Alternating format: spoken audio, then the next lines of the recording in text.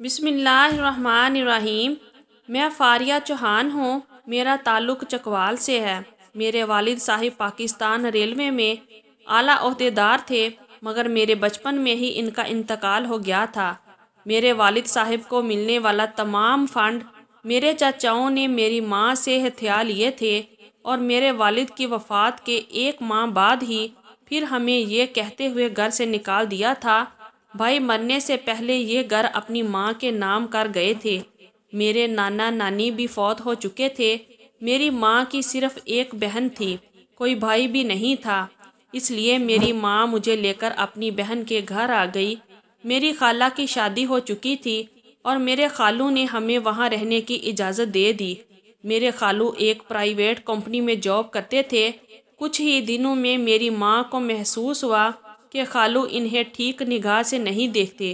جب بھی میری ماں ان کے سامنے جاتی تو وہ میری ماں کو اوپر سے نیچے تک بڑے ہی غور سے دیکھتے، کیونکہ میری ماں ابھی جوان تھی اور اپنی بہن سے زیادہ گوری اور خوبصورت بھی تھی۔ میری ماں کو یہ سب اچھا نہیں لگتا تھا۔ آخر ایک دن تنگ آ کر انہوں نے اپنی بہن کو سب کچھ بتا دیا۔ میری خالہ نے میری ماں کی سائیڈ لینے کی بجائے انہیں برا بھلا کہنا شروع کر دیا اور کہا کہ تم ہی غلط ہو، میرے شوہر پر الزام لگا رہی ہو، وہ تو ایسے ہے ہی نہیں۔ اور پھر کچھ ہی دنوں میں انہوں نے بھی ہمیں اپنے گھر سے نکال دیا۔ میرے خالو نے تو بہت کوشش کی کہ ہم وہیں ان کے پاس رہیں، مگر میری خالہ بہت لڑاکی تھی۔ ان کے سامنے میرے خالو کی ایک نہ چلی۔ میری ماں اور میں روتے ہوئے وہاں سے چلے گئے۔ میرے والدین کے پاس مجھ سے بڑی ایک اولاد تھی جو کہ ٹرانسجینڈر تھی۔ میرے والد صاحب نے اسے رکھنے سے انکار کر دیا اور میری ماں کو کہا اسے کسی ہجڑوں کے گروہ یا کسی فلاحی ادارے میں چھوڑ آؤ، مگر ماں چونکہ ماں ہوتی ہے، اس لیے میری ماں اپنی اولاد کو خود سے ہمیشہ کے لیے جدا نہ کر سکی، اور میرے ٹرانسجینڈر بھائی جس کا نام عارف تھا کو اپنی ایک بے اولاد دوست کے حوالے کر آئی تھی اور کہا تھا کہ میں وقت آنے پر اپنی امانت لے جاؤں گی۔ میں اپنے ٹرانسجینڈر بھائی سے بچپن میں 1-2 بار ملی تھی۔ اس کے بعد میں نے پاپا کو بتا دیا کہ میری ماں کسی عجیب سے بچے کو ملنے جاتی ہیں، تو میرے والد صاحب نے میری ماں کو بیلٹ کی مدد سے بدترین تشدد کا نشانہ بنا ڈالا۔ وہ دن اور آج کا دن میں بھی اپنے ٹرانسجینڈر بھائی سے نہیں ملی، نہ کبھی میری ماں مجھے ساتھ لے کر گئی، نہ ہی مجھے پتہ ہے کہ میری ماں عارف سے ملنے بھی جاتی ہے کہ نہیں۔ خالہ کے گھر سے نکالنے کے بعد میری ماں مجھے اپنی کام والی اس کے گھر لے گئی۔ کام والی ماسی جو کہ پہلے بھی میری ماں کے بارے میں سب کچھ جانتی تھی، انہوں نے ہمیں اپنے گھر رکھ لیا۔ ان کی ایک بیٹی اور ایک بیٹا تھا۔ بیٹی کی شادی کر دی تھی، مگر بیٹا ابھی کنوارا تھا۔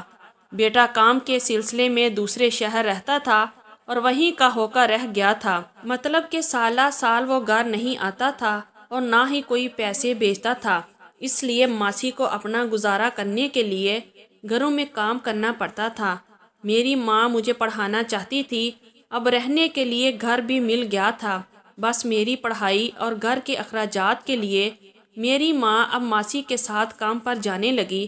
وقت یوں ہی گزرنے لگا، میں جوانی کی طرف بڑھتی گئی اور میری ماں کی عمر ڈھلنے لگی۔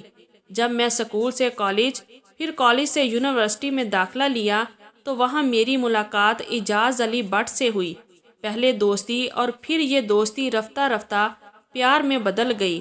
اعجاز مجھے سچ میں سچی محبت کرنے لگا تھا۔ وہ ایک امیر باپ کا بیٹا تھا۔ میں روزانہ اس کے ساتھ اس کی گاڑی میں بیٹھ کر گھومنے چلی جاتی۔ میری تو دنیا ہی بدل گئی تھی۔ مجھے میری ماں کا کوئی احساس نہ رہا۔ مجھے بھی اس کی محبت پر یقین ہو چکا تھا۔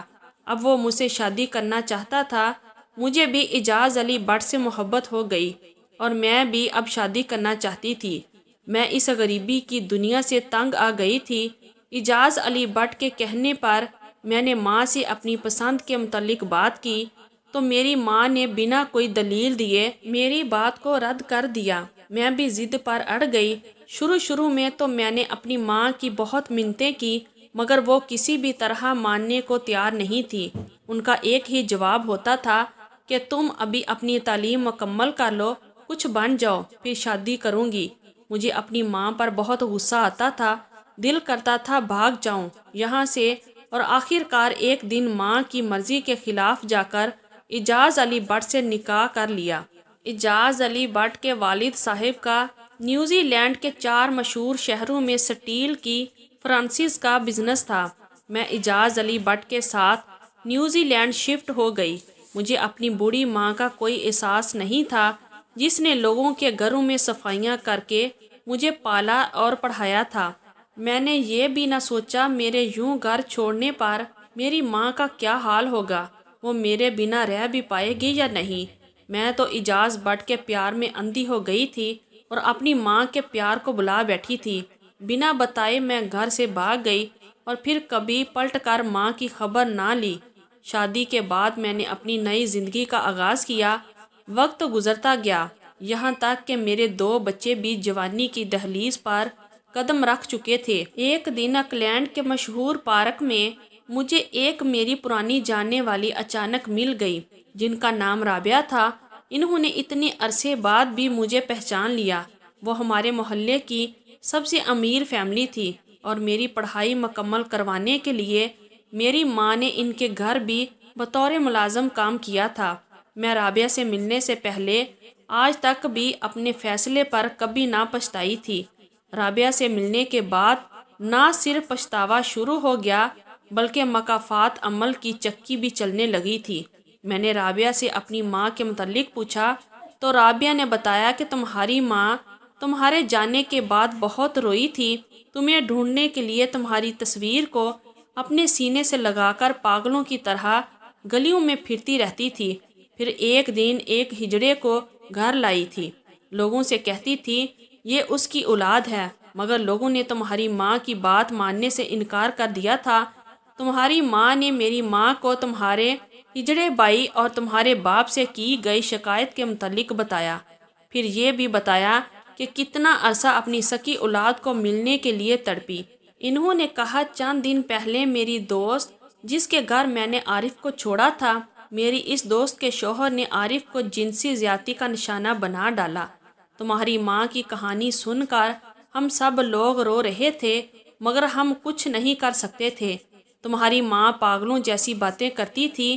بہت ڈھونڈنے کے بعد جب تم نہیں ملی تو تمہاری ماں وہ محلہ چھوڑ کر اپنے ٹرانسجنڈر بیٹے کے ساتھ چلی گئی۔ میرے والد صاحب نے تمہارے بھائی کو فروٹ والی ریڑھی لگوا دی مگر ظالم معاشرے نے تمہارے بھائی کا جینا حرام کر دیا۔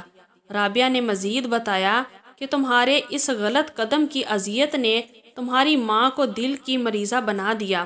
ان کا مہنگا علاج کروانے کے لیے عارف فروٹ بیچ کر پیسہ پورا نہیں کر سکتا تھا، لہٰذا اس نے گھروں سے رابطہ کر کے شادی بیاہ کے فنکشن پر ناچنا شروع کر دیا تھا۔ ناچ گا کر کمائے گئے پیسے سے عارف نے اپنی ماں کا علاج شروع کروایا مگر ڈاکٹر نے آپریشن کا کہا اور 8 لاکھ روپے بھی مانگے جو کہ عارف کے لیے دینا ناممکن تھے۔